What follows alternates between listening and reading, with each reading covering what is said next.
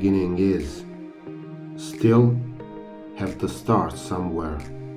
That is the reason I choose to start from the land of new beginnings, from the land itself, from its literature. American literature begins with American experiences. Before Northmen reached American shores about the year 1000, before the first colonists arrived led by Christopher Columbus, Native Americans lived there. Their literature reflected the American experience of living with the land. Colonists sent reports home on Spanish, French, and English.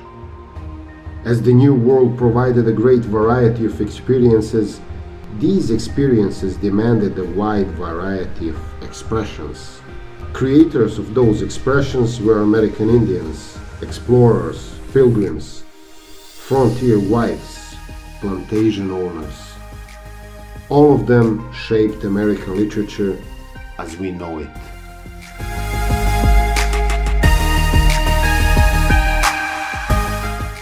Beginning of 17th century was greatly influenced by Puritans.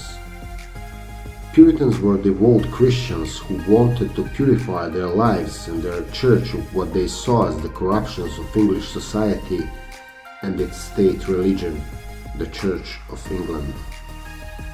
They wanted virtuous, God-centered lives that consistently worked towards it. Virtue was learned primarily at home, where the father had complete authority. The family was center of activity, and the aged were always cared for. For Puritans, writing was an extension of religion. The first book published in America was the Babe Psalm book at 1640, a translation of the biblical Psalms. Their writing was personal, practical. Puritan writers were not merely providing entertainment. They were deeply involved with their spiritual selves and attempts to improve them. They avoided ornate style and practiced plain style. Intention was to communicate ideas as clearly as possible. Writing was not a way of showing off cleverness or learning, but a way of serving God and the community. While Puritans first set foot on American soil in 1620 at Plymouth, Massachusetts, life in the southern colonies began in 1607 in Jamestown, Virginia. Southern colonies developed quite differently from life in New England. Plantations of the South were self-sufficient, so people lived not close to each other.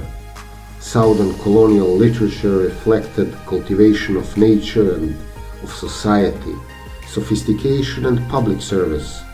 Their ties with the old world were stronger. The realities of science and politics blend, together with exploration, mapping, and description of southern wilderness. Letters, journals, and public reports marked their literature. There was a strong contrast between the more worldly and witty Southerners and the intense, self-examining Puritans. This contrast is an important part of American experience and literature. Could there be more contrast when we compare colonials and Native Americans? From fertile soil of differences, American literature was born.